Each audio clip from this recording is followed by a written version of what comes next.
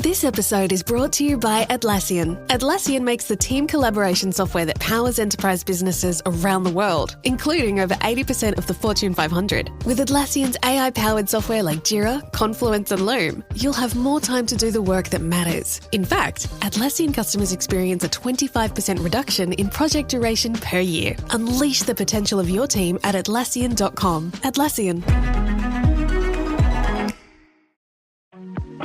If you send hey, they send hey.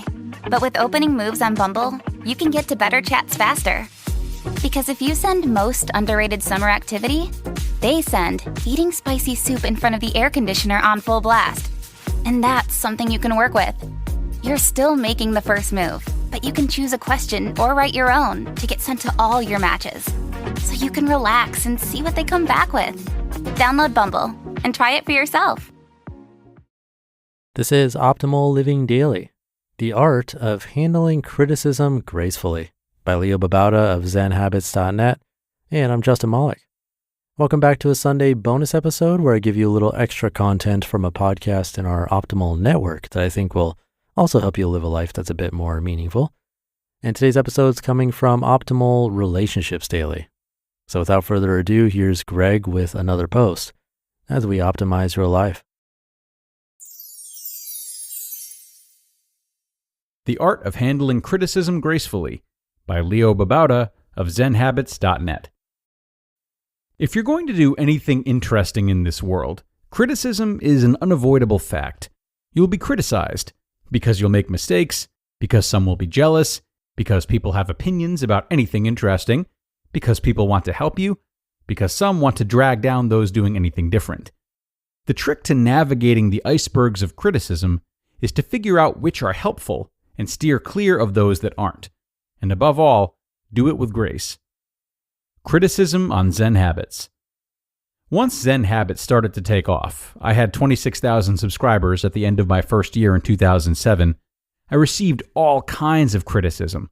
Many of them were from new readers, who were mostly incredibly positive and encouraging, but who sometimes would leave scathing comments on a post. I learned a tactic that worked extremely well. If a comment was mean, I'd take a minute to calm myself down and then ask, does this person have a point, despite their rude tone?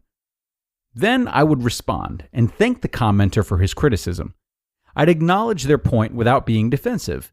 I'd respond with my reasoning if I felt I had a point, or if the critic was right, I would agree with him and then let him know I was going to change things.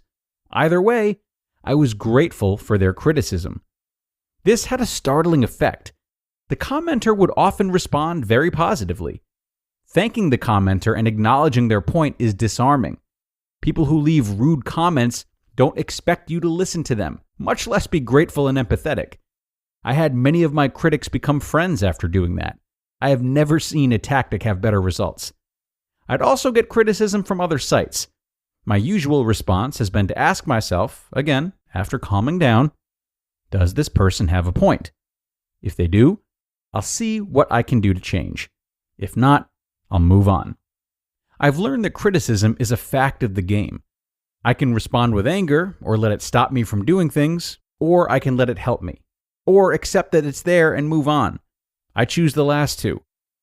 How not to handle criticism. Criticism can bring you down if you let it. People get discouraged when faced with criticism and just give up. That can be understandable. But why let the words of someone having a bad day or month stop you from doing something great?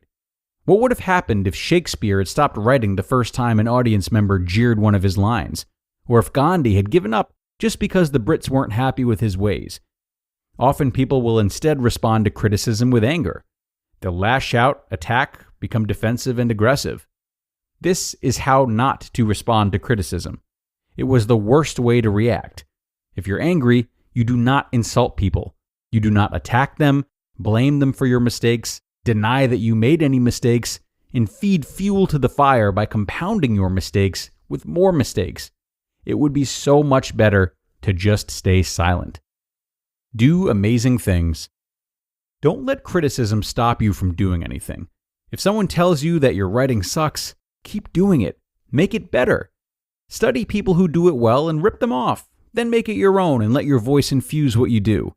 Be great by being honest, by seeking the truth and telling that truth when no one else will. Create amazing things. Contribute to the world. Make the version of the world you want to see.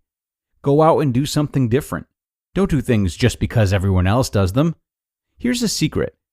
If you find yourself swimming along all the other fishes, swim the other way. They don't know where they're going either. Do something amazing and share it with the world. Criticism can be necessary, but often it's just dragging down the people trying to do amazing things. Don't let it stop you. How to handle it gracefully. Calm yourself down before responding. Always. Responding to a critic in anger is never, ever, ever a good idea. In case I didn't make that clear, don't ever, ever, ever respond in anger. Ask yourself why the criticism was made. Is the person trying to help, to make things better, to help you avoid making mistakes, to suggest positive improvements?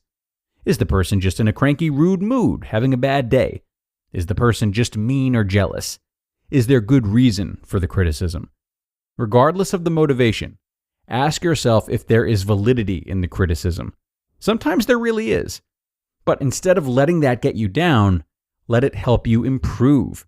Admit that you're not perfect at what you do, though you are perfect, and that not everything you do is exactly right, and that you want to improve. I, for one, certainly make mistakes all the time and have a lot I can improve. Thank the person for offering their criticism. Sometimes they're coming from a place of wanting to help you.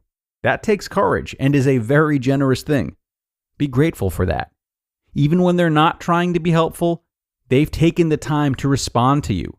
And trust me, getting a response is better than absolute silence. Provoking a reaction means you've done something interesting, and for that, you should be thankful. Either way, thanking the critic will help lead to a positive exchange. Respond rationally and calmly. Instead of being defensive, be honest. Share your reasons, acknowledge the other person's points if there's any validity, and come to a rational conclusion rather than jealously guarding your way of doing things. Or stay silent. If you can't respond with grace, then just don't respond. Silence is a much better response than anger or defensiveness or quitting. Carry on. You've responded gracefully. Now, get back to doing your amazing things. You just listened to the post titled, The Art of Handling Criticism Gracefully by Leo Babauta of ZenHabits.net. Over the years, our podcast team has launched new shows, given away hardcover journals, and looking ahead, hopefully bringing you more engaging content. And speaking of growth, if you run an e-commerce business, you know how crucial it is to scale efficiently, especially during the busy holiday season. That's where ShipStation comes in. I've personally used ShipStation, and it's a game changer. Their all-in-one order fulfillment system integrates seamlessly with over 180 popular e-commerce platforms and carriers. What I love most is how easy it is to automate shipping tasks and manage orders from a single dashboard. With just a click, I can print shipping labels, saving me hours of work. Plus, the industry-leading carrier discounts have saved me thousands on shipping costs. It's no wonder over 130,000 companies have grown their e-commerce businesses with ShipStation, with 98% becoming lifelong customers after the first year. Scale your e-commerce business with the shipping software that delivers. Switch to ShipStation today. Go to ShipStation.com and use code OLD to sign up for your free 60-day trial. That's ShipStation.com, code OLD.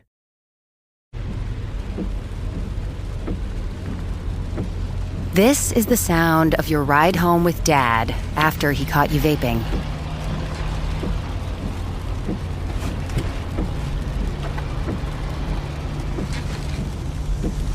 Awkward, isn't it? Most vapes contain seriously addictive levels of nicotine and disappointment. Know the real cost of vapes. Brought to you by the FDA. And thanks a lot to Leo for this great guide on how to respond to criticism. Always love hearing from him. But while putting his advice to use is obviously very helpful, I encourage you to not miss the opportunity presenting itself at the same time, which is to observe what feelings are coming up for you that you're trying to work your behavior around. Now, surely criticism can be tough for anyone to handle, and the initial response is often rooted in some type of upset. But responding in the ways that Leo suggests is just half the battle. Also ask yourself, why is this really upsetting me right now? And what types of criticisms are easier for me to take in stride, and which ones really overcome me? Leo's tips are definitely best paired with this type of introspection, as it can lead you to a lot of new insights about yourself, your triggers, and what will ultimately make responding with grace a lot easier, right? Because you'll be able to understand your feelings quickly, rather than just kind of scrambling to figure out how to respond and then putting yourself at risk for ignoring the feelings and ultimately leaving yourself behind, leaving your inner self behind. And on that note, we will wrap up now. Thanks a lot for joining as always, everybody. Have a great rest of your weekend, and I will see you back here again tomorrow for another post where your optimal life awaits.